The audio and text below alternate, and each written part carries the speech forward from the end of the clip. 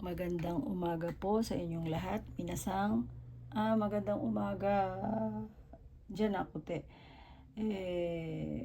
Good afternoon na po sa inyong lahat. At muli po ngayon, katatapos ko lang po magbasa ng Nihongo, ng Zephania.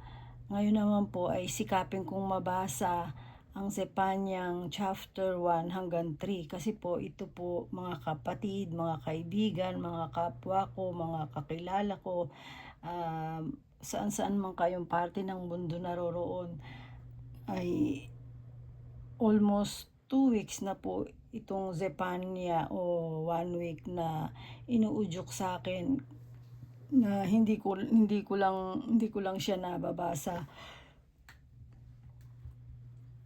dahil sa mga iba-ibang dahilan ay hindi ko talaga magawang mabasa. Pero dahil nga sigurado at nararamdaman ko na inuudyok sa akin ito ay paulit-ulit na hindi siya mawala sa isip ko na basahin ko ang Zephania. At ito po'y binasa ko naman po una sa aking sarili. Pero nakita ko nga kung bakit dapat kong basahin sa inyo. Kaya po hindi lamang po sa Tagalog ko ito binasa, kundi kahit sa Japanese binasa ko po. Sika po akong mabasa ito at mai-audio sa Japanese para just in case may nakikinig ng mga Japanese o kahit sino mang nakakaintindi ng Japanese ay makapakinig po. Kahit sabi nga mabagal yung aking pagbabasa, ay importante po yung marinig nila ang salita ng ating Diyos ang masalangit. Kaya naman po, eto po mga kaibigan, ay magbabasa po ako naman para sa Tagalog, para naman sa aking mga kababayan, mga kaibigan na nasa Pilipinas, sa aking mga kapatid, alang-alang sa kanila, sa aking mga pamangkin, mga hipag, alang-alang po sa kanila na imbis na babasa pa sila ng Biblia, pwede naman silang magbasa, kaya lang merong malalabo na rin ng mata na kailangan magsalamin. Pero ito, kahit may ginagawa sila o naglalabas sila, nagluluto o nagdadrive, pwede nilang mapakinggan dahil ito po ay ire-record po natin. Kaya po mga kapatid, mga kaibigan ko, muli po bago natin umpisahan para matapos po natin itong Zephania ng total hanggang chapter 3 po, sisikapin ko pong matapos. Kaya po mga kaibigan, kapatid ko, mga kapwa ko, pamilya ko, sa mga nakikinig, ay simulan na po natin. Muli po, O Diyos Ama namin na sumasalangit, maraming pong salamat sa mga nagdaang araw, sa araw na ito at sa iyo pong pagkakaloob sa amin ng mga araw sa aming buhay. Maraming salamat po at ngayon po ay tinataas ko po muli sa iyo ang aking pagbabasa.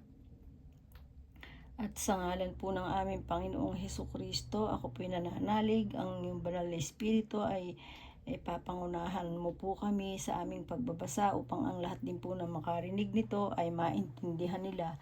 Bagamat Tagalog ay alam ko po at naniniwala po ako na tunay na hindi maintindihan talaga kahit Tagalog o kahit Nihongo pa, kahit English pa, kahit magaling pa sa English, kahit pa magaling sa Tagalog, ay pag hindi po talaga sinasamahan ng banal na espiritu ay hindi po maiintindihan ang bawat na kanilang maririnig. Pero naniniwala po ako na ang bawat audio video na inire-record po natin para sa kanila, Ama, ay sinasamahan po ng banal na espiritu na siya mong pinatutulong sa amin upang makaintindi at upang maramdaman namin sa aming mga puso at maisabuhay namin itong iyong mga salita.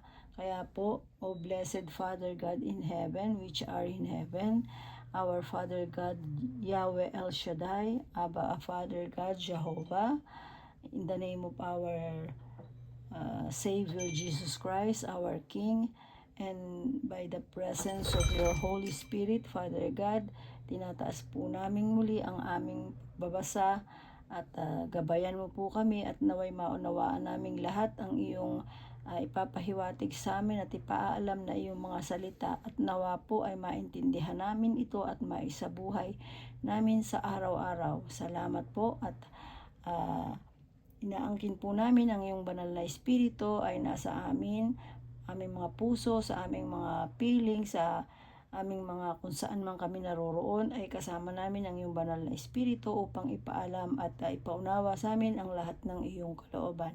Salamat po Ama at hanggang sa muli po, hanggang sa matapos ang aming pagbabasang ito ay inaangkin ko po Ama ang iyong banal na espiritu sa amin at nawa po'y pagpalain mo kaming lahat, gabayan at pagkalooban ng lahat ng bagay na kailangan namin sa aming buhay ayon sa iyong kalooban, spiritually, emotionally, financially, ay inaangkin po namin Ama na magmumula sa iyo sa pangalan ng aming Panginoong Hesus ang lahat ng iyong tulong, ang lahat ng iyong paggabay.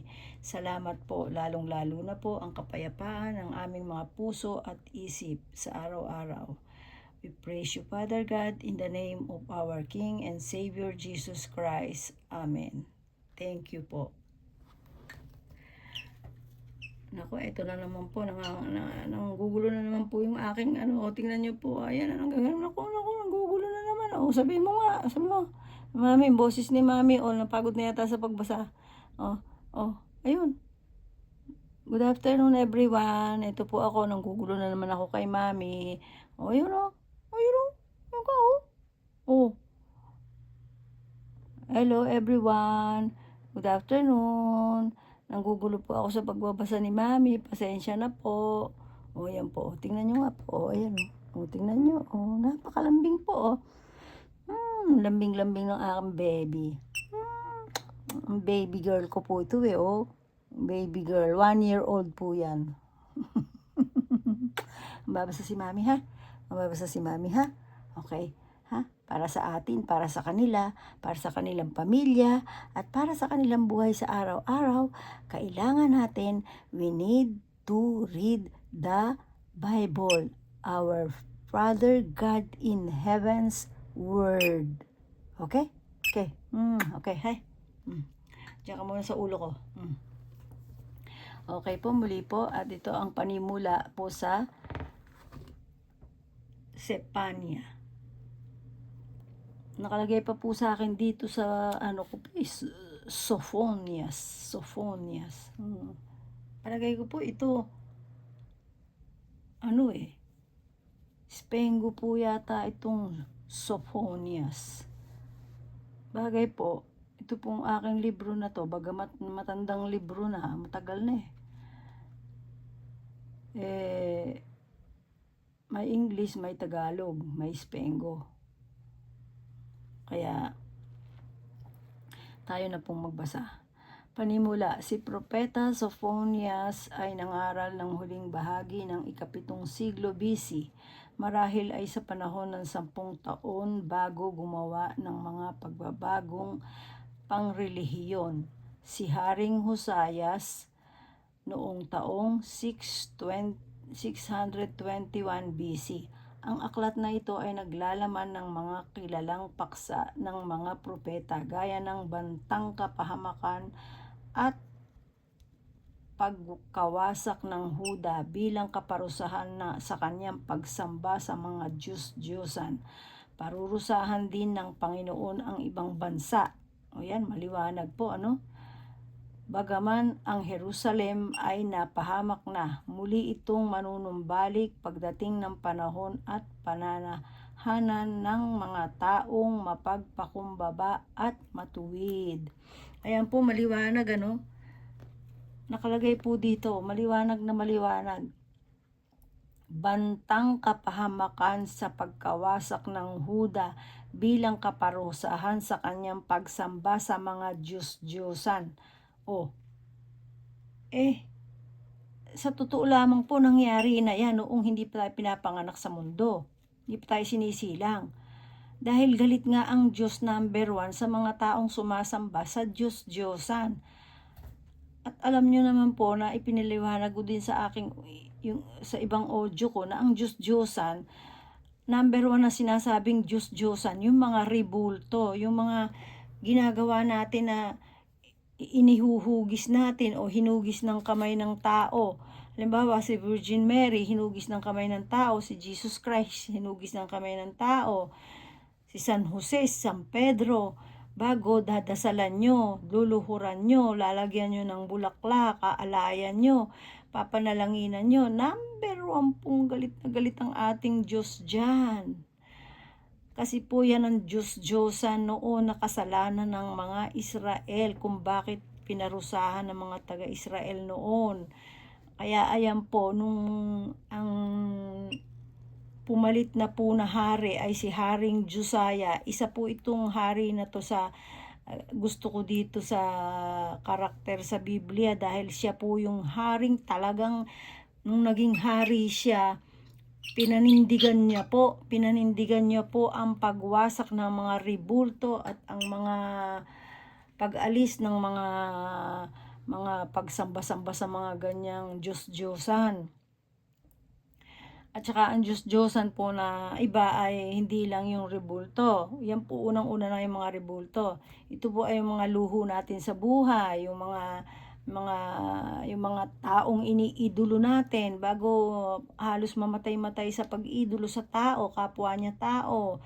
Yan, isa po sa Diyos-Diyosan yan, kasama yan. Tapos hindi lang tao, pati yung mga halimbawa mga brand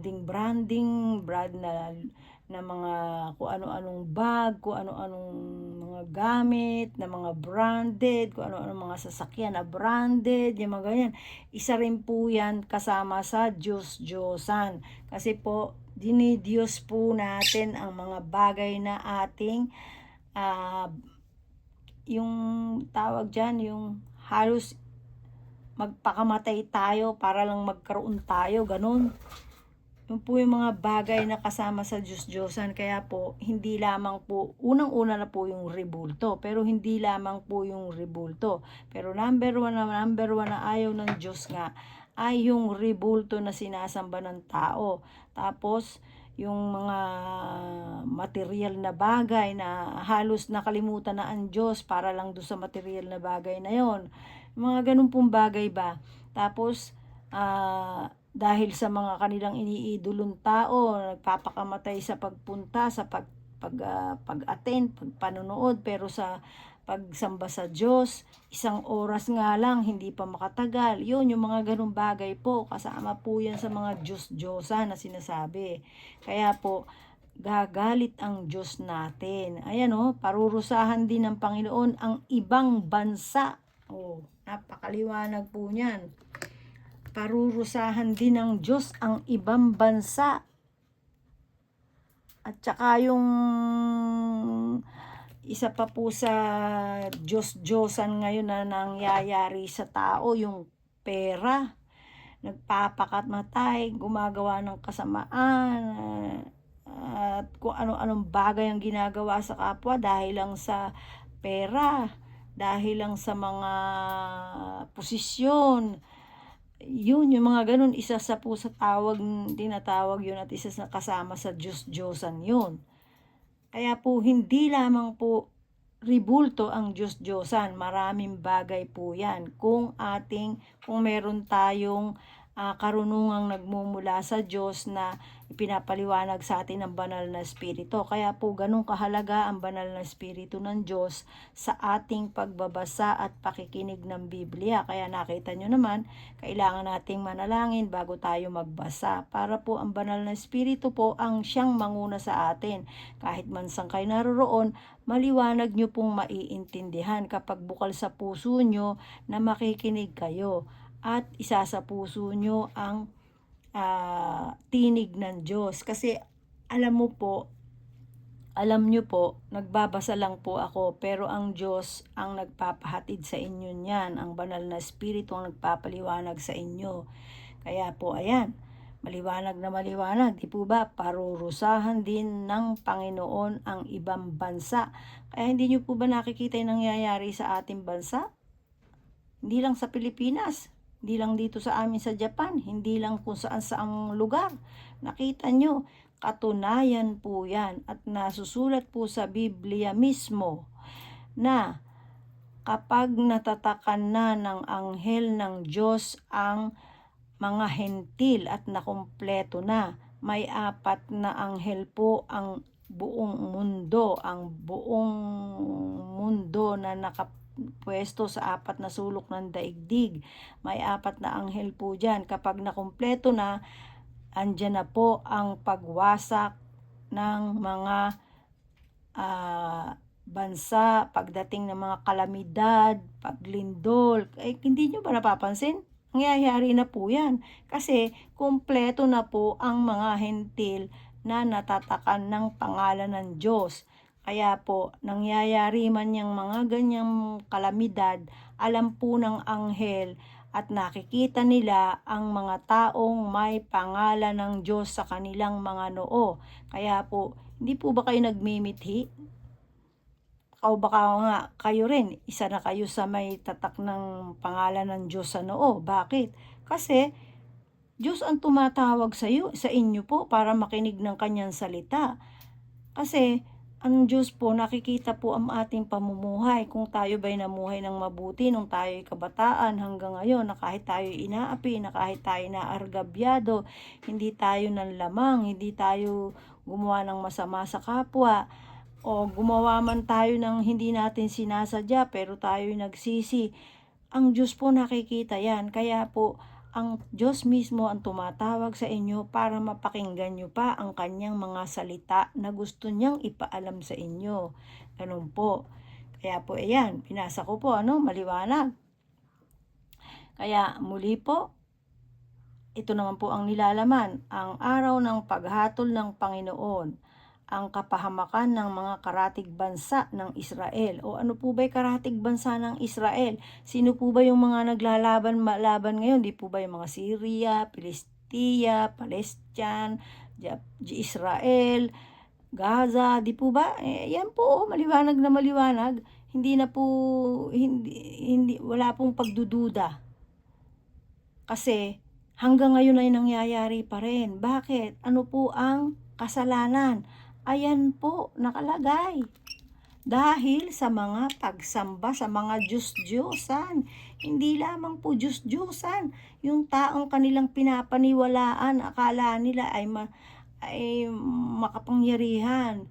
Kung bakit yung kanilang pagtitiwala ay nasa tao, maling-mali po yun. Ang pagtitiwala natin ay ibigay natin sa nag-iisang Diyos lamang at sa pangalan ng ating Panginoong Hesus, sa pamagitan ng ating Panginoong Hesus, sa pag-aral ng kanyang mga salita at mga inaral. At ito na nga po yun, isa na po itong mga ito na isinulat na ginamit ang mga propeta. Ito po, ginamit ang mga propeta para maisulat, para makarating sa atin, para malaman natin at tayo ay mismo ay, ang tawag dyan, makapag-ingat, makapaghanda, or magawa natin na huwag tayong udyukan ng mga tamang relihiyon, hindi mga tamang pagtuturo. Yan po. Kaya po yan ipinasulat sa atin sa mga propetang kinasihan ng banal na Espiritu ng Diyos. Ama ng ating nasa kataas-taasang Diyos kasama ng ating Panginoong Hesukristo sa langit. Kaya naman po sa atin naman ngayon, ang banal na Espiritu naman padala ng Panginoong Hesus ang siyang tutulong sa atin para umintindi. Kaya po ito, mag-umpisa na tayo. Unang chapter po, ang babasahin ko, nakalagay dito, ang araw ng puot ng Diyos. Ayan. Ito ang pahayag ni Yahweh na tinanggap ni Soponias o ni Zepania, anak ni Kusi na anak ni Gedalias. Si Gedalias ay anak naman ni Amarias at apo ni Ezekias. Tinanggap niya ang pahayag na ito ng si Hosayas na anak ni Amon, ang hari ng Juda. Yan. Si Hosayas po, yan si Josiah. Tinatawag na Josiah, si Haring Josiah. At si Haring Hezekiah, kung natatandaan nyo po, yung si Haring Hezekiah, yung isinabi ko sa inyo noon, yung nabanggit ko noon na pinaligiran sila ng mga ng mga sundalo ni sino ba yung sundalo na yun na gumamit siya ng blasphemy para linlangin ang mga ni Hezekias. Pero alam mo ginawa po ni Hezekias, 'di ba? Naikwento ko po na nanalangin siya talaga at nakipag-usap ng mabuti sa Diyos para tulungan siya. Pero tingnan nyo nga po, napahiya yung haring sumugod na sandamak na sans 3,000 na sundalo ba yun? Isang anghel lang ng Diyos, pinabagsakan ng apoy, tepok silang lahat. Kaya po, ang natira na lang, yung hari, at siya po mismo, kinabukasan, nung iniisip niya, nalulusob na sila, paglabas niya sa kanyang tolda, wala na, nakabagsak na lahat ng kanyang sundalo. Isang apoy lang po, isang apoy lang na ibinagsak ng anghel ng Diyos yon. Ayan po. Kaya po si Hezekias ay talagang nanikluhod sa Diyos. Ayan nga po, si Hezekias na nalalagay po dito sa atin. Sino nakalagay? Si Haring Hosayas. Pagbabagong pangrelihiyon ni Haring Josiah. Kasi nga po, ayan, si Hezekias, Amarias at apo ni Hezekias. Tinanggap niya ang pahayag na ito ng si Josias na anak ni Amon ang hari ng Juda. Ayan. Ang araw ng paghuhukom ni Yahweh.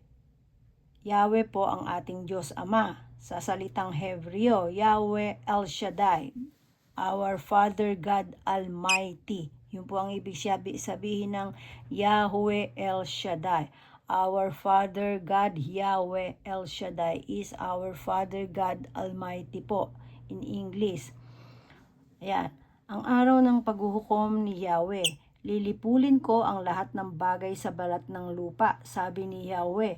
Pupuksain ko ang lahat ng tao at hayop. Lilipulin ko ang mga ibon sa papawirin at ang mga isda sa dagat.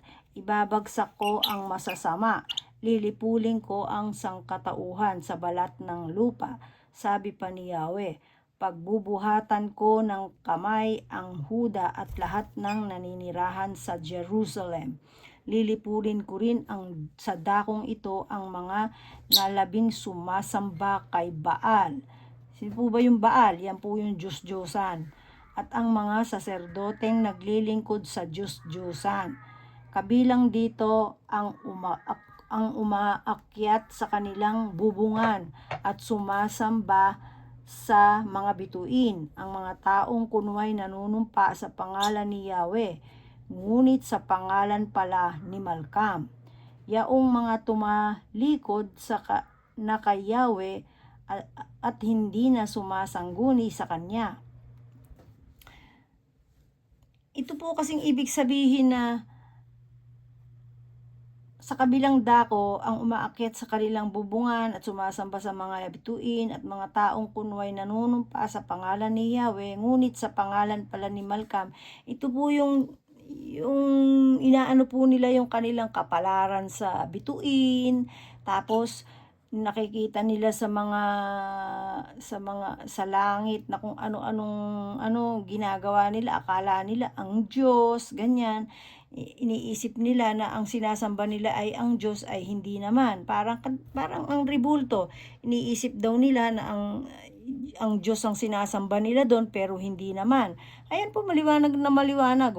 Ngunit sa pangalan pala ni Malkam, ang mga taong kunway nanunumpa sa pangalan ni Yahweh, ngunit sa pangalan pala ni Malkam, yaong mga tumalikod sa kay Yahweh na kay Yahweh at hindi na sumasangguni sa kanya. Yan.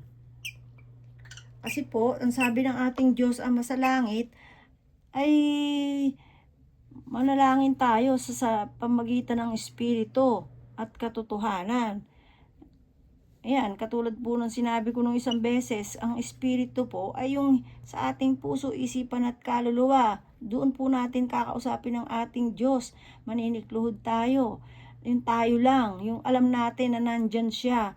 Kahit hindi natin siya nakikita. Hindi natin kailangan kung ano-anong maglalagay kayo ng kung ano-anong mga ribulto dyan, mga nakalagay na krus-krus dyan. Yung mga ganun pong bagay. Kasi yun po yung sinasabing Diyos-Diyosan. Isa po yung mga yun. Kaya wag po tayong patuloy sa ganun. Kasi doon galit na galit ang Diyos. Kaya po, alam nyo po, pag tayo tumatalikod sa mga utos ng Diyos, hindi tayo sumusunod, yun po yung pases ng kaaway ni Satanas para magsabog ng kung ano-anong problema, pagsubok sa buhay natin. Kasi wala sa atin ng Diyos, ang presensya ng Diyos kapag tayo'y sumasamba sa mga kung ano-anong klaseng rebulto. Tatandaan po natin yan. Yan po. Yan po, tingnan, kulit oh. Yan oh. Tingnan nyo oh. Oh. Nangungulit ka? Oh. Oh. Good morning, good afternoon everyone. Tingnan niyo po, yan oh. Oh. Ayan, ganyan siya. Hawakan mo siyang ganyan. Oh, behave ha, behave. Babasa si Mami. Ayan po maliwanag po 'yon. Tuloy na po tayo. Kayo'y manahimik sa harapan ni Yahweh sapagkat malapit na ang araw ng kanyang pagdating. Handa na ang kanyang hain at handa na rin ang kanyang mga panauhin. Ito po yung sinasabing hain, ito po ang ating Panginoong Hesukristo Kasi noon wala pa itong ating Panginoong Hesukristo dito Wala pa po kasi ayan nakalagay dito handa na ang kanyang hain at handa na rin ang kanyang mga panauhin sa araw na iyaon. Sabihin ni Yahweh, parurusahan ko ang mga pinuno ng mga anak ng hari. Lahat ng tumutulad sa ugali ng mga dayuhan. Parurusahan ko rin ang mga magnanakaw. Tingnan nyo nga po yan. Kaya yung mga magnanakaw na yan, hayaan nyo lang po. Kasi everything is under control of our Father God Almighty which are in heaven. Tandaan po natin yan. Yan, maliwanag po. Parurusahan ko ang mga pinuno at ang mga anak ng hari. Lahat ng tumutulad sa ugali ng mga dayuhan. Ayan, kaya huwag kayo tutulad sa mga ugali ng dayuhan Kung ano ang turo ng ating Diyos ang masalangit at ng ating Panginoong Hesukristo, yun ang ating gawin. Parurusahan ko rin ang mga magnanakaw at mga gumagamit ng pandaraya upang may maibigay sa kanilang Diyos. Ayan. Bebe, wag mo guluhin yung ating ginagawa. Ayan. O di po ba maraming mga magnanakaw tapos magre-regalo sa mga sa sinasambahan nila, ninanakaw, galing sa nakaw tapos iniririgalo sa simbahan. Naku po. Nasabi ko po, ayan, maliwanag na maliwanag kung nakasulat dito sa ating Biblia. Ayan, parurusahan ko rin ang mga magnanakaw at gumagamit ng pandaraya upang may maibigay sa kanilang Diyos. Ayan, tingnan nyo nga po yan. Sinabi pa ni Yahweh, sa araw na iyon, maririnig ang sigaw sa pintuan ng isda ng Jerusalem. Maririnig ang sigaw sa pintuan ng isda ng Jerusalem. Ang isang panaghoy mula sa gawing ibaba ng lunsod at ang ingay ng pagguho ay aalingaw-ngaw sa kaburulan. Manangis kayo mga naninirahan sa mababang lugar ng lunsod sapagkat wala nang lahat ang mga mangangalakal. Lahat ng nagtitimbang ng pilak ay patay na. Sa panahong iyon ay magdadala ako ng ilawan at sasaliksikin ko ang Jerusalem. Parurusahan ko ang mga taong nauupo sa kanilang mga likmuan at nagsasaloob ng ganito. Si Yahweh ay hindi gagawa ng mabuti ni ng masama. Ang kanilang kayamanan ay sasamsamin at sisirain ang kanilang mga bahay. Yan. Yun daw pong mga tao na nagsasalita na, ay si Yahweh hindi gagawa ng mabuti ni ng masama. ang kanilang kayamanan ay sasamsamin at sisirain ang kanilang mga bahay. O yan. Kita nyo naman. Kita nyo naman yung mga, yung gising, ano ba ito, earthquake. Kita nyo naman po kung pag tinamaan ng earthquake yung mga building, nakita nyo naman kung paano sandali lang. Tapos may mga nangyayari na mga building, ang tataas ng mansyon. Hindi ba kayo nagtataka? Nasusunog? Hindi ba kayo nagdano? Kaya maliwanag na maliwanag ang pagkilos ng 4 na anghel ng Diyos sa 4 na sulok ng daigdig. Kasi nga, kumpleto na ang mga hentil na natataka ng pangalan ng Diyos. Kaya yan ay nakikita nyo nangyayari sa atin. Yan po ay kung di ako nagkakamali, nasa Daniel. Di bale, pag nag-umpisa po ako magbasa sa Daniel, malalaman din natin yan, marirecall po natin yan. Kasi po, hindi ko man siya kabisado, alam niyo naman hindi naman ako kasing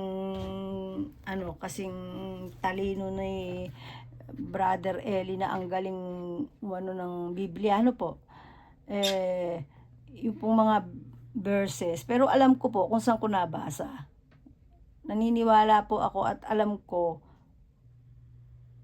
nasa Revelation po pala yon. Sorry, hindi sa Daniel. Nasa Revelation po yon, kung di ako nagkakamali, nasa mga chapter 22 yata, Revelation. Teka, tingnan natin po Revelation lipat ko dito sa aking hanapin natin ang Revelation, although kailangan natin ito matapos. Revelation, table of content, ito pahayag, tingnan natin sa pahayag sa 22 o 13 ba yata yan.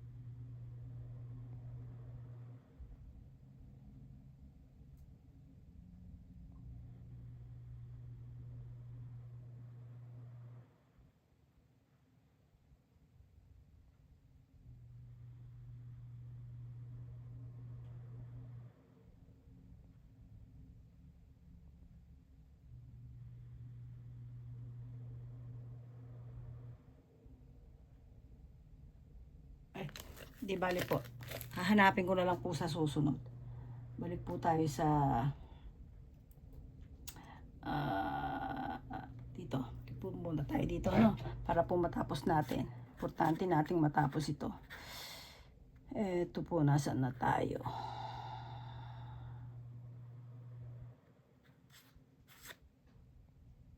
Ayun, dito na po tayo. Sa panahong iyon ay magdadala ako ng ilawan.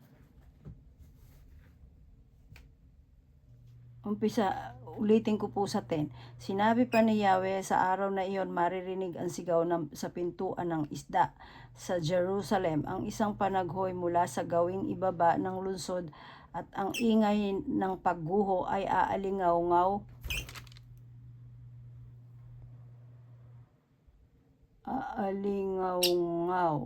sa kaburulan. Mananangis kayo, mga naninirahan sa mababang lugar ng lungsod, sapagkat wala ng lahat ang mga mangangalakal.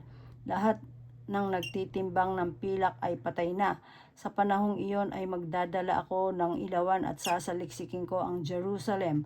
Parurusahan ko ang mga taong nauupo sa kanilang mga likmuan at nagsasaloob ng ganito.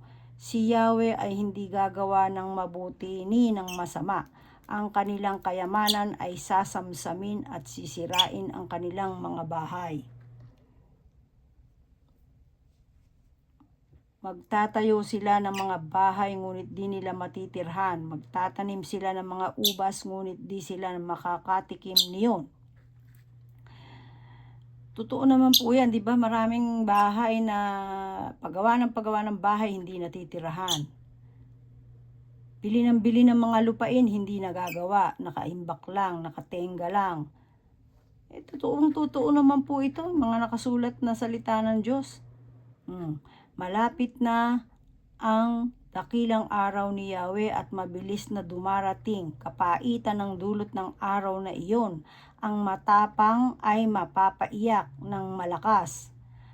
Iyon ay araw ng kapuotan, kaligaligan at pagdadalamhati, araw ng pagkasira at pagkawasak, araw ng kadiliman at kalungkutan, araw ng lagim at makapal na ulap. Sa araw na iyo'y aalingaw-ngaw ang tunog ng trumpeta. Ang sigawan ng mga sumasalakay ay mangingibabaw sa mga kuta at ng lungsod at sa nagtataasan niyang muog. Pahahaddan ko ng matinding kalungkutan ang mga tao, anupat lalakad sila na parang bulag, sapagkat sila'y nagkasalas laban kay Yahweh. Mabubuhos na parang tubig ang dugo nila, at ang bangkay nila'y mangangalat na parang basura.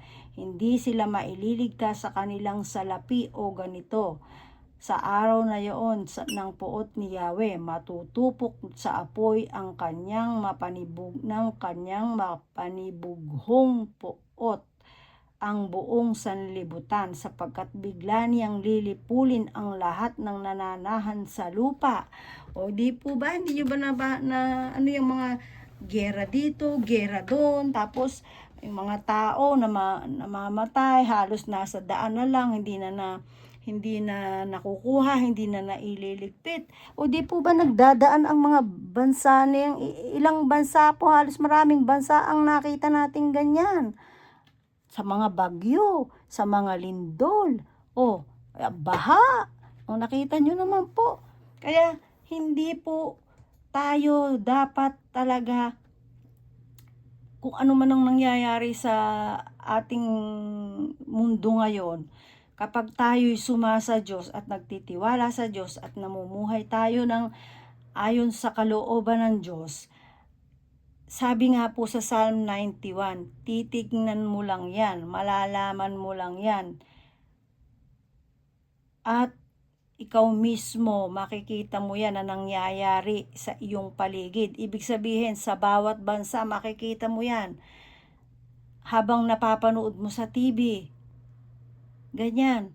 Makikita mo kung ano nangyayari sa bawat bansa, nakikita mo. Ayan po yan nakasulat. Kasi nga, napakalaki ng kasalanan ng mundo sa ating Diyos. Marami. Number one nga yung pagsamba sa ribulto. Ang malagim na wakas ng mga bansa. Magtipon-tipon kayo at magpulong, mga bansang walang kahihiyan, bago kayo ipadpad na gaya ng ipang tinatangay ng hangin. Bago ninyo lasapin ang matinding galit ni Yahweh. Bago dumating sa inyo ang araw ng kanyang puot, hanapin ninyo si Yahweh, kayong mapagpakumbaba, kayong gumaganap ng kanyang kautusan. Hanapin ninyo ang katwiran at iyon ang inyong gawin. Baka sakaling kayo'y patawarin at iligtas sa araw na iyon. Praise God. Amen. Thank you, Father God in heaven, through our Lord Jesus Christ. Ayan. Ito po, nasa chapter 2 na tayo. Maliwanag po ang sabi ng Diyos ha. Ang mga mabuti, nagsisikap sa buhay, ipagpatuloy natin. Hanapin natin ang katwiran ng Diyos. Hanapin natin ang kanyang gawin natin ang kanyang kalooban. Ayan, maliwanag po Bago kayo ipadpad na gaya ng ipang tinatangay ng hangin, bago ninyo lasapin ang matinding galit ni Yahweh, bago dumating sa inyo ang araw ng kanyang puot, hanapin ninyo si Yahweh. Si Yahweh, sino? Ang ating Diyos ama sa langit, ang kanyang kalooban. Sa pamagitan ng ating Panginoong Hesukristo, kayong mapagpakumbaba, kayong gumaganap ng kanyang kautusan. Hanapin ninyo ang katwiran at iyon ang inyong gawin. Baka sakaling kayo'y patawarin at iligtas sa araw na yaon. Praise God. Hallelujah. Ayan po. Hahatulan ang mga bansa sa paligid ng Israel. Ayan Nakasulat pa nga. Tingnan nyo po. May pangalan pa ha. Sapagkat ang Gaza ay pababayaan at ang Askalon ay wawasakin, ang taga-Asdod ay palalayasin sa katanghaliang tapat, at ang Ekron ay bubuwagin. Di po ba ano ba nangyari sa Gaza? Gaza, kailan ba yun? Ilang taon na po nakakaraan? Ayan nakasulat po. Kahabag-habag kayong naninirahan sa mga baybay dagat. Sa mga baybay na dagat na inaano ng mga tsunami. Ayan. Hindi lamang po yan sa kung saan bansa. Dito po sa amin sa Japan, kailan ba nangyari yan? March 11, 2011, yung tsunami doon. Nakita nyo naman sa news yan, worldwide. Ayan kahabag-habag kayong naninirahan sa mga baybay dagat. Kahabag-habag kayo, mga taga-Kreta. Ang salita ni Yahweh ay laban sa inyo. Ang taga-Kenan, lupain ng mga Pilisteo, lilipulin kong lahat ang inyong mamamayan. Kaya po, sa totoo lang sa mga nangyayari sa bansa, sa mga itong bansa, sa Palestine, sa Gaza, ano pa ba yan? Sa Syria, nakasulat na po sa Israel, sa pa ba yun? Yung ng Jerusalem, saan ba yun? Qatar ba yun? Yung ano po ngayon na nag-aano po yung Jerusalem, at yung namatay nga yung si Khomeini ba yon, yung kanilang dati nilang presidente, na matandang presidente na doon. Kaya talaga po, ayan nakasulat naman sa ating Biblia. At ang baybay dagat ay magiging pastulan, tatahanan ng mga pastol at silungan ng mga kawan. Ang baybay dagat ay mapapasa kamay ng mga natira sa lahi ni Huda. Dito sila magpapastol, at sa mga baybay sa Askalon sila hihimlay pagsapit ng gabi, sapagkat sila'y lilingapin ng Diyos nilang si Yahweh at ibabalik ang kanilang mga kayamanan. Ayan, tingnan nyo, kaya po yung mga tao na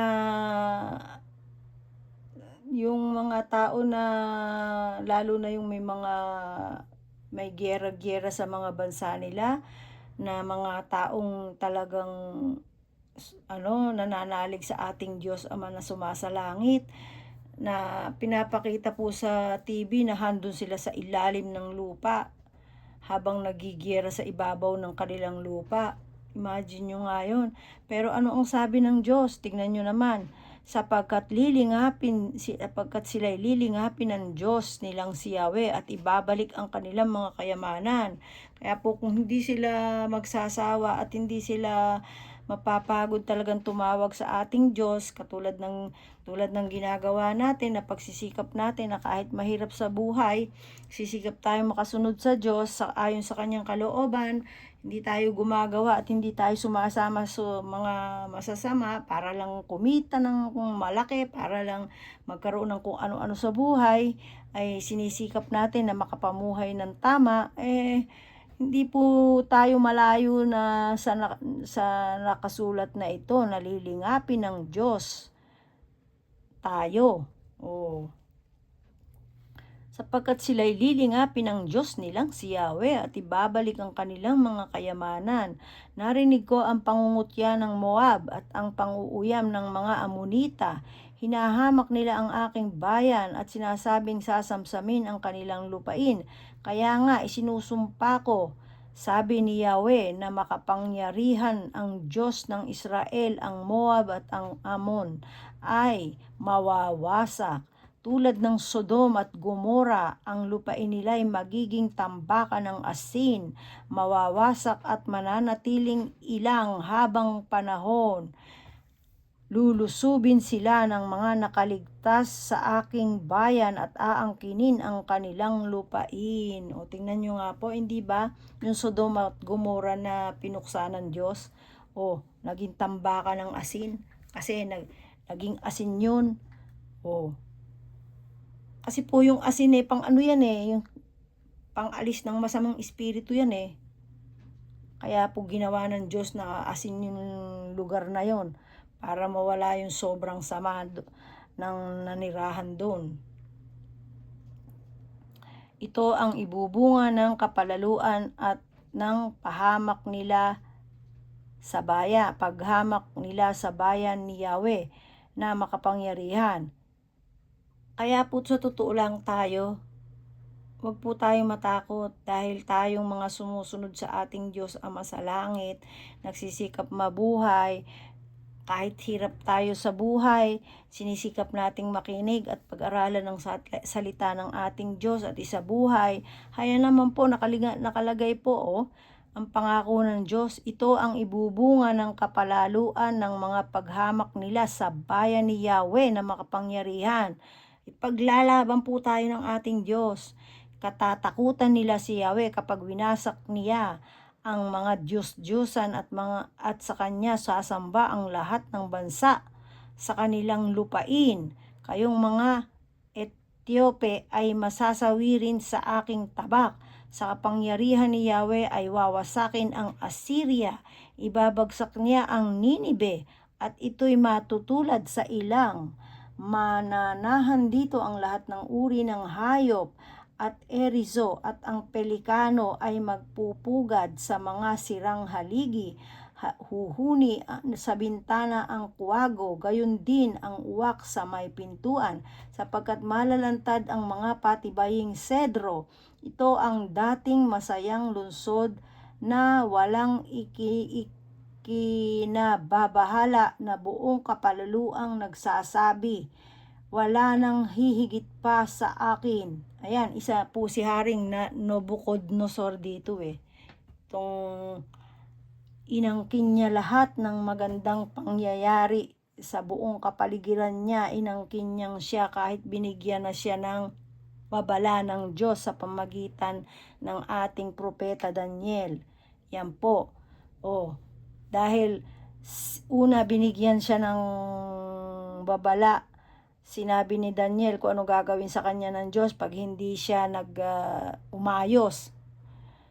Pero nung matanaw niya uli sa huling panahon, sinabi kasi sa kanya ng Diyos na in-explain ni Daniel na kapag hindi siya natuto at hindi siya nakalimot siya ay pupunta siya sa isang kagubatan at manginginain siya doon ng 7 taon yata ba yun, ng damo. Doon siya mabubuhay at mawawala siya sa kanyang sarili. Tapos po, nung huling tingnan niya yung kanyang kapaligiran na talagang, Babylonia po ito Babylon Babylon yung bansa na yun Babylon. Kaya po yung bansa na yun, alam ko walang naninirahan sa Babylon Kaya yung Babylon po na yun,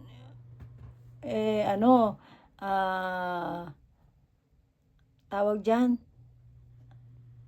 yung hari na yon, nung nagsalita siya, nung makita niya na maganda na yung kapaligiran, yung mga natapos, talagang maganda, sinabi niyang wala na daw hihigit sa kanyang kapangyarihan. ora mismo nung sinabi niya yon. Imagine nyo po, binabalaan na ng Diyos yun sa magitan ni Prophet Daniel Parang tayo lang ito. Ito po mga binabasa ko, mababang mga babala sa atin ito. Kaya po talagang dapat nating pakinggan, pag-aralan at isabuhay. Mga babala rin po ito sa atin, hindi lamang po noon, pangyayari noon. Kasi po ang pangyayari noon at pangyayari ngayon ay paulit-ulit lang. Dahil nagbibigay ang Diyos sa atin ng pahinuhod, pagpapasensya. Pero sa kanyang tamang panahon at oras, sana wag tayong mahuli. Ano po? O, ayan. Mananahan dito ang lahat ng uri ng hayop. Ang eriso at ang pelikano ay magpupugad sa mga sirang haligi. Huhuni sa bintana ang kwago, gayon din ang uwak na sa may pintuan, sapagkat malalantad ang mga patibayang sedro. Ito ang Diyos, ito ang dating masayang lungsod na walang ikinababahala ng buong kapalaluan. Nagsasabi, wala nang hihigit sa akin, anong laking kasawian ang kanyang sinapit. Ayan nga po, si Haring Nabucodonosor po ito. Naging tirahan ng mabangis na hayop, lilibakin siya ng lahat ng magdaraan doon at sasabihin na iyan ang marapat sa iyo. Yan, isa pong sample si Haring Nabucodonosor dito sa nakasulat na to. Kung nabasa po natin yung kay Daniel, yung po nandun po si Haring Nabucodonosor. Ayan, chapter 3 na po tayo. Thank you Father God, thank you Jesus, thank you Holy Spirit. Matatapos na po namin ang chapter 3 naman ng Tagalog. At least nakapagbasa tayo ng Nihongo ngayon at Tagalog. Kahabag-habag ang lungsod na itong Suwail. Ito nakalagay po dito sa chapter 3, ang kasamaan at katubusan ng Israel. Ito pong Israel, hindi lang po sa bansang Israel. Ang mga Israel po ay nagkalat sa buong mundo. Nagkalat po yan sa lahat ng bansa. Kaya po lahat ng Israel ay dapat makinig. At ang mga Israel po na sinasabi ng Diyos ay ang kanyang bayan. At ang mga hentil po, tayo, kahit tayo hentil, bayan din po tayo ng Diyos. Dahil tayo ay sumusunod, nakikinig, at nagsasabuhay ng salita ng Diyos. At may takot tayo sa Diyos at nagmamahal tayo sa Diyos. Yan po, tayo ay bayan ng Diyos. Ayan po, kahabag-habag na ang lungsod na itong Suwail at punong-puno ng karumihan at pang-aapi. Wala siyang pakikinig kay Yahweh at hindi tumatanggap ng kanyang payo. Excuse me. Hindi siya nagtitiwala kay Yahweh ni lumalapit man upang pasaklolo. Ang kanyang mga pinuno ay parang liyong umuungal. Ang kanyang mga hukom ay matatakaw na tulad ng asong gubat. Inuubos ang magustuhan bago mag-umaga. Mga taksil at palalo ang kanyang mga propeta. Ang kanyang mga saserdote walang pakundangan sa mga bagay na banal. At niyuyurakan nila ang kautusan. Ngunit sa gitna ng lahat ng ito, si Yahweh ay makatuwiran. Hindi siya nagkakamali. Tuwing umagay, inihahayag ang kanyang katarungan. Walang likat niyang ginagawa ito tuwing bukang liwayway. Ngunit ang masasamay walang kahihiyan. O, tingnan nyo nga po yan. Bebe, huwag mong galawin yan. Naku, ayaw umalis po yan. Ayan nasa ibabaw ng aking video. Sige na nga po, pagpasensyahan nyo na. Behave. Huwag ka balikot. Ugo ka na, hindi ko rero. Na. Okay. Maliwanag Jito sinasay. Eto, nasa na ba si Mami? Yun. Tuwing umagay inihahayag, ngunit sa gitna ng lahat ng ito, si Yahweh ay nakatwiran. Hindi siya nagkakamali. Tuwing umagay inihahayag ang kanyang katarungan. Walang likat niyang ginagawa ito tuwing bukang liwayway, ngunit ang masasamay walang kahiyan. O, tingnan nyo nga po. Ibig sabihin, araw-araw ang Diyos ay gumagawa ng katuwiran. Gumagawa siya ng mga magagandang bagay. Araw-araw nakahanda siya, naghihintay siya na tayo ay, yung mga masasama ay magsisi. Kaya nga po, repent. Yan po ang pinaka-formula kung paano natin mararamdaman ang kaharian ng Diyos. Ang kaharian Diyos, sabi nga po ng Panginoong Hesukristo, repent. The kingdom of heaven is not foreseen by men. Sabi po ng Panginoong Hesukristo, repent and believe the good news. Ayun po, magsisi tayo at maniwala tayo sa balita o sa salita ng Diyos na ibinabahagi. Ito po, ito na nga po yung binabasa ko. Binabasa ko po ngayon. This is the good news. Isa po ito sa good news na sa chapter ni Sepanias. O, ayan. Nililipol ko na ang mga bansa, aking winasak ang kanilang mga kuta, sinira ko ang mga lansangan, ano pat wala nang makaraan doon. Giba na ang mga lungsod nila, wala nang maninirahan doon, kaya't nasabi ko, tiyak na siya'y matatakot na sa akin. Tatanggap na siya ng aking payo. Hindi na niya ipagwawalang bahala ang mga paalala ko, ngunit lalo pa siyang nagpakasama. Ayan. O, sino po ang example nito? Pasensya na po kayo sa ating video. Sino po ang example niya? Di po ba ang ano po nangyayari sa buhay ngayon?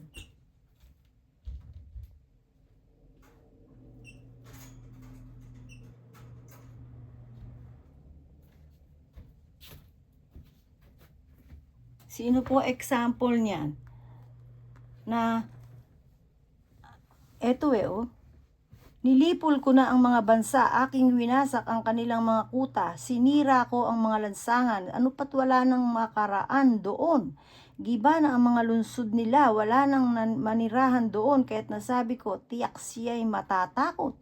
So, ibig sabihin, yung mga, katulad po nung mga nasasabi na i-explain ko na, ang bawat bagay na nangyayari sa buhay natin ngayon sa bawat bansa, hindi po yan basta gawa ng kondisyon ng yan po talaga ay yan pagkilos ng apat na anghel sa apat na sulok ng mundo.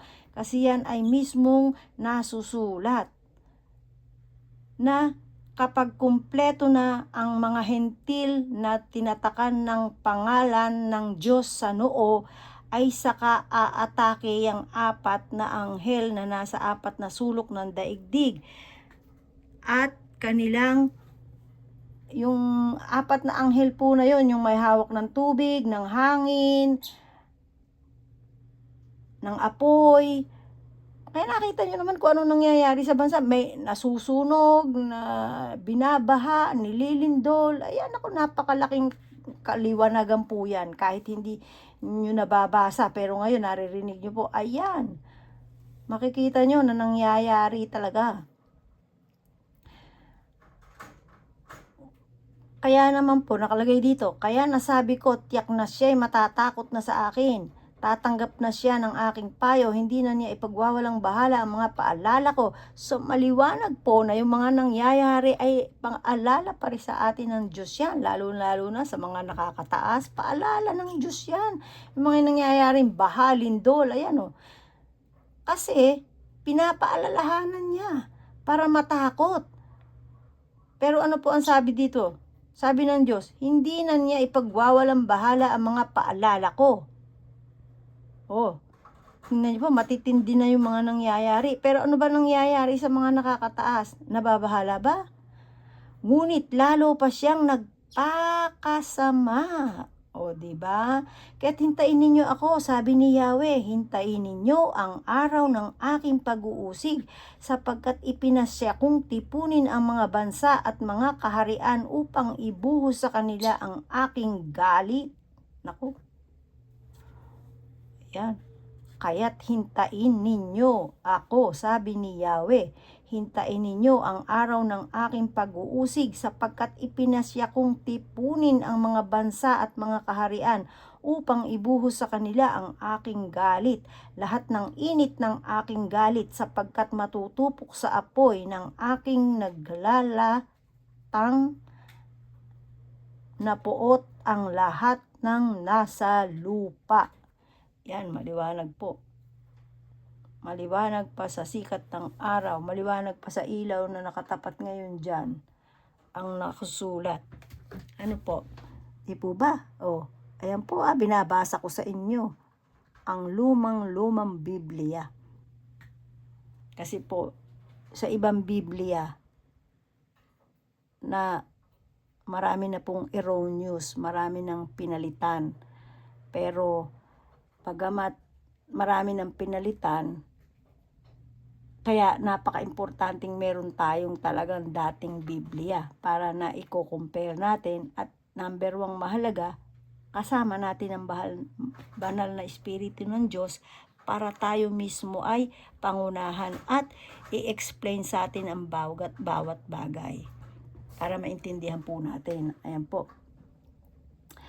At oo, sa panahong iyon ay babaguhin ko ang pananalita ng mga tao at bibigyan ko sila ng dilang malinis upang silang lahat ay tumawag sa pangalan ni Yahweh at buong pagkakaisang maglingkod sa Kanya mula sa ibayo ng mga ilog ng Ethiopia. Ang aking nangalat na bayan ay sasamba sa akin, magdadala ng kanilang handog. O yan, maliwanag po, ang aking nangalat na bayan. Kasi po ang bayan ng Diyos noon na ginawa ng Diyos ay ang bayang Israel, mga Israelita. Pero nagkalat po yan dahil nagkalat na po sa buong mundo ang mga Israelita. At sabi po ng Diyos, kapag sila'y nagpatuloy sa kasamaan, kayang gumawa ng Diyos ng panibagong bayan niya. At yung bagong bayan nga po na sinasabi na yon, yung mga hentil na mga magkakaroon ng takot sa Diyos, susunod sa Diyos, ipamumuhay ang salita ng Diyos, sasamba sa Kanyang bilang tunay na Diyos, yun po. Kaya po, napakaliwanag. Ayan. Oo, sa panahong iyon ay babaguhin ko ang pananalita ng mga tao at bibigyan ko sila ng dilang malinis upang silang lahat ay tumawag sa pangalan ni Yahweh at buong pagkakaisang maglingkod sa Kanya. Mula sa ibayo ng mga ilog ng Ethiopia, ang aking nangalat na bayan ay sasamba sa aking, magdadala ng kanilang handog. Sa araw na iyon ay hindi kayo mapapahiya sa ginawa ninyong paghihimagsik sa akin, sapagkat aalisin ko ang mga mapagmataas at hindi na kayo maghihimagsik sa aking banal na bundok, at ang iiwan ko roon ay ang mga taong mapagpakumbaba na lalapit sa akin upang pasaklolo. Ayan, kaya po tayo, kahit tayo gaano ka-successful, kahit tayo gaano karaming pera, kahit gaano tayo kayaman, kahit gaano tayo katalino dito sa mundo, wag tayo magyayabang. Wala pong halaga yan sa Diyos. Kasi wag nating gayahin si Haring Nabucodonosor na nangyari ay nawala sa sarili at nagparang hayop na kumain ng damo sa kagubatan. Sa palayan, humaba ang kuko, nagmukha siya talagang hayop na kasama ng mga hayop na kumakain ng damo. Gusto nyo bang maging katulad ni Haring Nabucodonosor? Kaya tayo, kahit tayo gaano katalino, kahit gaano tayo kaganda, kahit gaano tayo kayaman, karaming pera, wag tayong magmamalaki sa Diyos. Kahit ano ang mangyari sa ating katagumpayan, ibigay natin sa Diyos ang papuri at pasasalamat, at wag nating angkinin na yun ay dahil sa atin. Dahil kung hindi tayo binibigyan ng hininga ng Diyos, hindi natin magagawa yan. Napakadaling sabihin ng Diyos, katulad nung matandang nagpakayaman, tapos ay sabi niya, bukas ako'y magpapahinga na lang, magpapasarap. Kinagabihan, kinuha sa kanya ang buhay. O, kinabukasan, paano pa siya makapagsasaya? Kinuha na nga ng Diyos ang buhay niya. O, yan. Kaya tayo po, talagang tunay na tunay. Ang natira sa Israel ay hindi nagagawa ng kasamaan at hindi na magsisinungaling ni mandaraya man. Uunlad ang kanilang buhay at magiging panatag at wala na silang katatakutan. Ayan po ang mga taong sumasa Diyos eh. Yung kahit binabato tayo ng kaaway, ang kaaway po eh yung mga kampo ni Satanas eh, yung espiritu ng Satanas eh, andyan pa rin yan eh. Hindi nawawala yung masamang espiritu na yan eh. Ngayon, binigyan tayo ng ating Diyos ng panlaban dyan. Yan ay ang salita ng ating Diyos na ating kakainin sa ating buhay, ating isa sa buhay, at ating lulunukin, at ating gagamitin sa araw-araw. Kasi po, alam nyo po ba, kapag tayo'y kumakain ng salita ng Diyos, nasa puso isipan natin ang lahat ng senyalita ng Diyos, lahat ng utos ng Diyos, kalooban ng Diyos, ang bawat naririnig natin ay nasa puso, isipan natin at buong kaluluwa. Alam niyo po ba, napakaliwanag po natin. Ang nakakakita po niyan ay ang masamang espiritu. Ngayon, yung masamang espiritu, pag nakita ka niyan, alam na niya na ikaw ay sumasa Diyos. At kapag nalaman niya na ikaw ay kumikinang-kinang, nakikita niya yan eh, nakikita po ng mga masasamang espiritu yan, mga kampo ni Satanas, yung mga pinamamahayan ng kampo ni Satanas, nakikita yan. Kaya nga po, pag nakikita nila yung taong yon, kahit hindi nila sabihin, lumalayo sila. Alam na po nung taong yon na sila ay pinamamahaya ng mga ni Satanas dahil sila mismo ay lumalayo mismo. Di nga sila makatingin ang diretso. Lalo na yung mga taong nagsisinungaling at hindi na tapat sa kanilang kapwa at hindi na, kumbaga, pangiti-ngiti sa harap mo, tapos pagtalikod mo may sinasabi, subukan mo, sa susunod na pagkikita nyo, titigan mo. Hindi makakatingin sa iyo ng diretso. Kasi, pagtalikod mo, binabanatan ka. Ganun po yun. Yun po yun kasi nakikita nung masamang espiritu na nag-udyok sa kanya, nung kasamaan, nakikita yung liwanag mo kaya siya'y takot sa'yo. Dahil yung liwanag mo po, yung banal na espiritu ng Diyos na sumasayo dahil ikaw ay templo ng Diyos, sumasayo ang Diyos, kaya ikaw ay lumiliwanag sa mundo.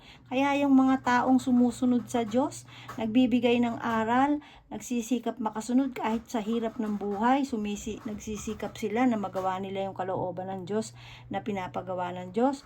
Maliwanag po yan, maliwanag na maliwanag yan. Ay nako, sinabi ko po sa inyo. Ayan po. Nakita nyo naman. Sabi ng Diyos, ang natira sa Israel ay hindi nagagawa ng kasamaan at hindi na magsisinungaling ni mandaraya man. Uunlad ang kanilang buhay at magiging panatag at wala silang katatakutan. So, ibig sabihin po, may kapayapaan sa puso, isipan at buong kaluluwa. Kasi panatag sila. Yun. Ito po, isang awit na magalak. Ito po, sa 3 pa rin po tayo ng Sepanias. Ano po? Umawit ka ng malakas, lungsod ng Sion. Sumigaw ka, Israel. Magalak ka ng lubusan, lungsod ng Jerusalem. Ang mga nagpaparusa sa iyo ay inalis na ni Yahweh at itinapon niya ang inyong mga kaaway. Nasa kalagitnaan mo ang hari ng Israel, si Yahweh. Wala nang kasawi ang dapat pang katakutan. Sa araw na iyon ay sasabihin sa Jerusalem, huwag kang matakot, Sion, huwag manghina ang iyong loob. Nasa piling mo si Yahweh na iyong Diyos. Parang bayang nagtagumpay, makikigalak siya sa iyong katuwaan. Babaguhin ka ng kanyang pag-ibig at siya'y masayang aawit sa laki ng kagalakan. Gaya ng nagdiriwang sa pista, ililigtas kita sa iyong kasawian. upang huwag mo nang maranasan ang kadustaan, bunga nito. Tingnan mo, sa panahong iyon ay haharapin ko ang mga umapi sa'yo. Ay, naku po, sa akin, proven ko to. Itong parte na to. Proven ko po ito. Kasi lahat ng gumawa sa akin ng kasamaan, wala na sa mundo. Promise po, totoo yun. Hindi po ako gumagawa ng kwento. Totoo po yun. Lahat po ng gumawa ng kasamaan sa akin nung bata pa ako hanggang ngayon. Nanira, nanlibak, para lang ako mapasama, lahat. Lahat po nun, wala na ngayon. Kaya ayan, gaya ng nagdiriwang na pista, ililigtas kita sa iyong kasawian upang huwag mo nang maranasan ang kadustaan, bunga nito. Tingnan mo, sa panahong iyon ay haharapin ko ang mga umapi sa'yo. Pagagalingin ko ang mga lumpo at titipunin ang mga itinakwil, at ang kanilang mga kahihiyan ay papalitan ko ng karangalan at katanyagan sa buong sanlibutan. Ibabalik kita sa iyong tahanan sa panahong iyon, sa panahong kayo'y aking tipunin. Oo, gagawin kitang tanyag at dakila sa gitna ng lahat ng bansa sa lupa, at pauunlarin kitang muli. Si Yahweh ang may sabi nito. Praise God. Hallelujah. Thank you, Father God. Thank you, Jesus. Thank you, Holy Spirit. O, ayan po. Natapos po natin ang Suponyas. Uy. Tapos po ang Nihongo. Ay, praise God. Salamat po sa Diyos. Talaga. Malaki po ang katuwaan ng Diyos, ng ating dakilang Diyos, kasi sa Nihongo at sa Tagalog nabasa natin. At least sa Nihongo, pangalawang beses ko pa lang po ito mag-audio. Kaya sinisikap ko po, ay nakita ko naman po na dun sa una kong Nihongo, kahit medyo siya, nakita ko pong pinakikinggan nila. Kaya po ngayon ito, ang gagawin ko po dito para hindi mahirapan yung makinig, kung may makikinig din ng Tagalog or English, ay pagsasamahin ko po ito. Ito pong Nihongo at sa Japanese siya, lalagay ko audio siya sa Japanese and audio siya sa Tagalog. Ayan po. Kaya po mga kaibigan, ayan, maraming salamat po sa inyong pakikinig. Nawa po ay marami tayong natutunan sa ngalan ng ating Panginoong Hesukristo, na ating Panginoon tagapagligtas, sa tulong at kapangyarihan ng ating Diyos sa pamagitan ng kanyang banal na Espiritu na nanguna sa atin. Maraming salamat po sa ating Diyos Ama na walang hanggan ang pagmamahal sa atin, at patuloy na nagpapahinuhod upang tayo ay makasumpong sa Kanya sa lahat ng Kanyang mga kalooban. Katulad po nito ng ating mga pinakikinggan. Isa po ito sa paghahanap niya sa atin. Kaya po kayong mga nakikinig nito, napakaswerte nyo, kasi tinawag po kayo ng Diyos, dahil ang tao po, tinatawag yan ng Diyos. Dahil sabi ng ating Panginoong Hesukristo mismo, ang mga nakikinig ng Kanyang salita, nag-aaral at nagsasabuhay ng Kanyang mga inaral, at tumatanggap sa ating Panginoong Hesukristo upang pag-aralan, isabuhay ang mga kalooban ng Ama, ang tumatawag po sa atin ay ang ating Diyos Ama, para tayo ay magpatuloy sa pamagitan ng ating Panginoong Hesukristo at sa Kanyang mga inaral. Ayan po. Kaya po, di po ba sinabi naman ng ating Panginoong Hesukristo, hindi siya dumating sa lupa para ipawalang bisa ang mga isinulat noon ni Moses na ibinigay ng Diyos para ipaaral at ipaalam sa mga tao, kundi mas lalo kaya siya dumating dito para yun ay ikumpleto niya at mas lalo pang ipaliwanag. Ayan po ang sinabi ng ating Panginoong Hesukristo, to be fulfilled. Kaya po, mga kaibigan, maraming salamat po at nawa po'y pagpalain kayo, samahan kayo ng banal na Espiritu ng ating Diyos, pangalagaan kayo. May the Lord shine His face and focus and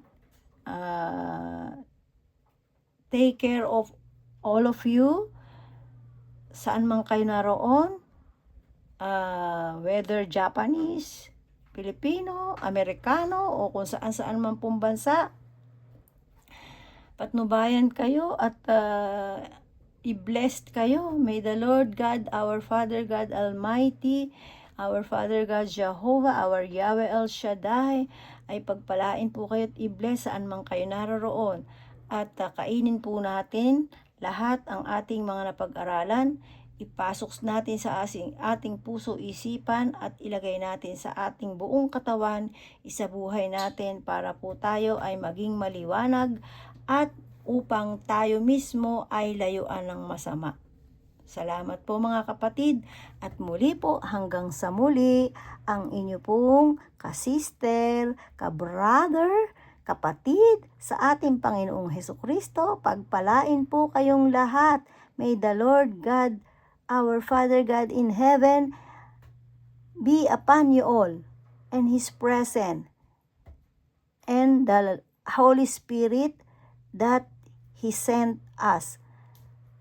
In the name of our Lord and Savior Jesus Christ. Pagpalain po tayong lahat, and may the peace of our Lord God be with us all.